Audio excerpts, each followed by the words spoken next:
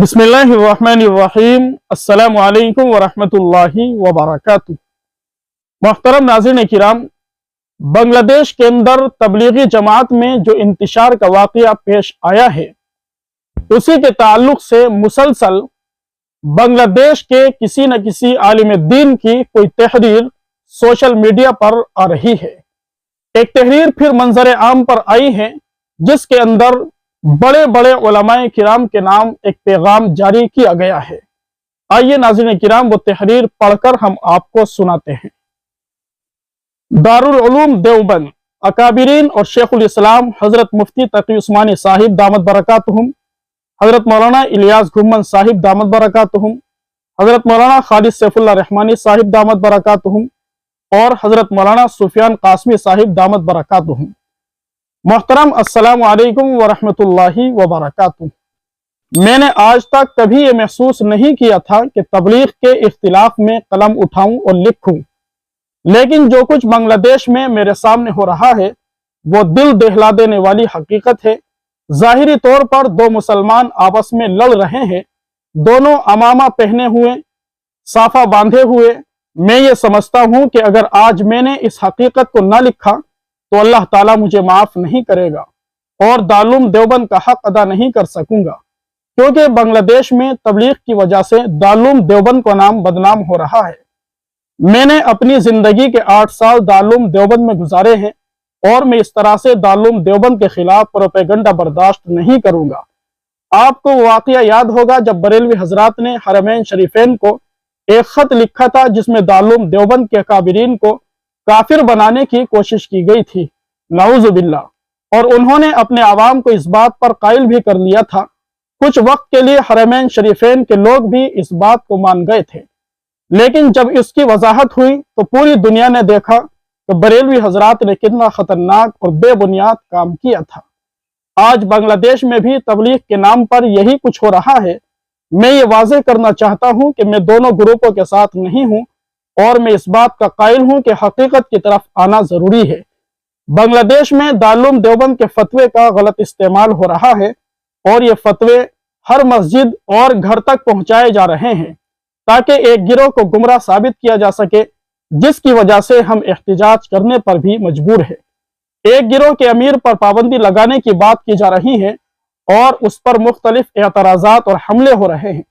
हाल ही में जब एक मुफ्ती साहिब ने एक गिरोह का साथ दिया तो उनकी डिग्री मनसूख करने की कोशिश की गई और उनके मदरसे को नुकसान पहुंचाने की साजिश की गई। मैंने सुना है कि दूसरा गिरोह दावा करता है कि हम दारुल देवबंद की नहज पर चलते हैं और फतवे के बाद हम दूसरी जमात के जिम्मेदार पर पाबंदी आयद करने की कोशिश कर रहे हैं। तो मेरा सवाल उनसे यह है कि क्या दारुल देवबंद ने कभी पाबंदी की बात कही कि आप किसी जमात के जिम्मेदार पर पाबंदी लगाने की बात करें?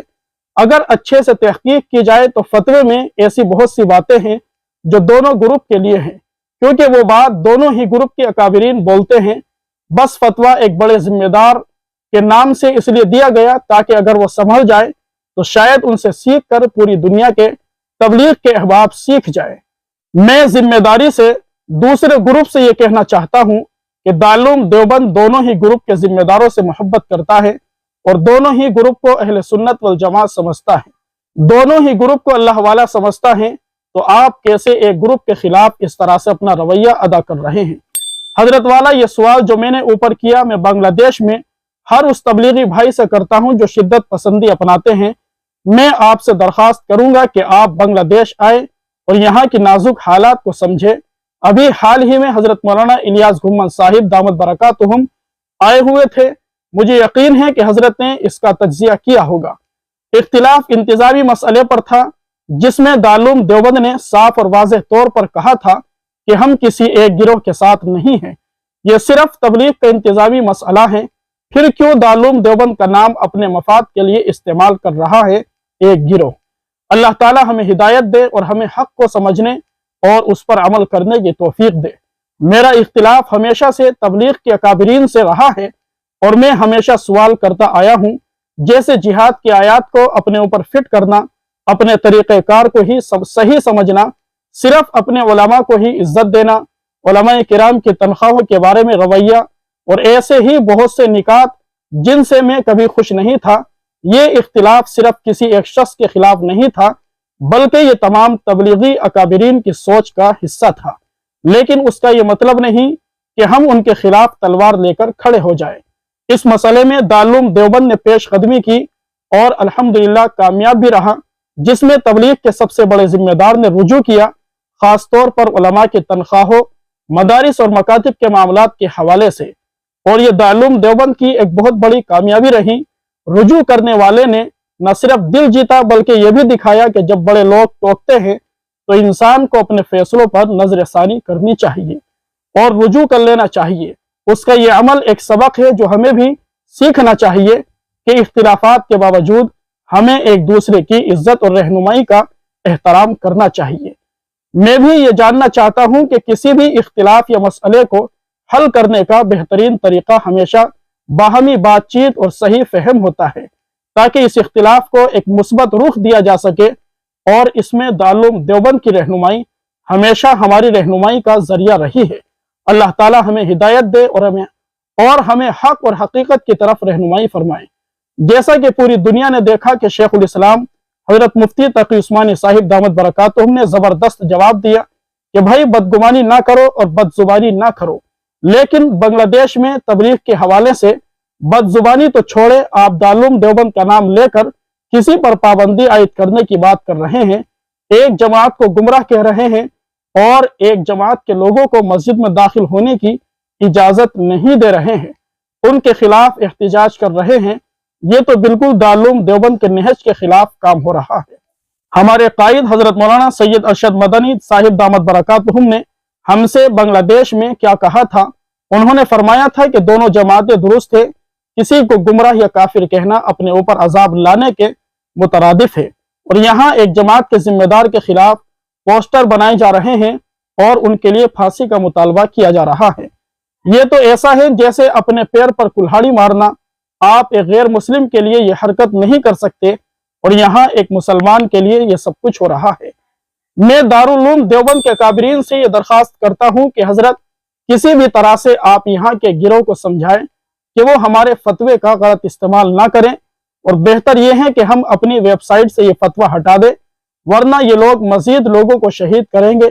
تبلیغ کے بعد یہ مدارس اور مکاتب پر بھی حملہ کریں گے، کیونکہ تبلیغ کے بھی بہت سے مدارس ہیں جو ان کے نشانے پر آ سکتے ہیں۔ حضرت والا، یہاں تبلیغ کا اختلاف دنیا کے تبلیغی اختلاف سے بالکل مختلف ہے، آپ سب کو رہنمائی کرنی چاہیے، اور میں شیخ الاسلام حضرت مفتی تقی عثمانی صاحب دامت برکاتہم سے درخواست کرتا ہوں، میں مولانا الیاس گھمن صاحب دامت برکاتہم سے درخواست کرتا ہوں، میں مولانا منظور مینگل صاحب دامت برکاتہم سے درخواست کرتا ہوں کہ اس مسئلے کا جلد از جلد حل نکالیں، ورنہ ہمارا ملک اللہ کے عذاب سے نہیں بچ سکے گا۔ آپ کا مخلص بلال قاسمی، ڈھاکہ، بنگلہ دیش۔ محترم ناظرین کرام، اگر کوئی صاحب بنگلہ دیش سے ہماری ویڈیو دیکھ رہا ہے تو وہ صحیح صورتحال کمنٹس کے اندر ضرور بتائے کہ بنگلہ دیش کے اس وقت حالات کیا ہے۔ یہ جو تحریر مولانا بلال صاحب نے لکھی ہے، کیا یہ حقیقت پر مبنی ہے یا صرف جھوٹ ہے؟ اللہ کے لیے کوئی صاحب بنگلہ دیش کا صحیح صورتحال سے ہمیں واقف کرے۔ اللہ تبارک و تعالی ہم سبھی کے اندر اتحاد اور اتفاق پیدا فرمائے، تبلیغی جماعت کے اختلاف کو ختم فرمائے۔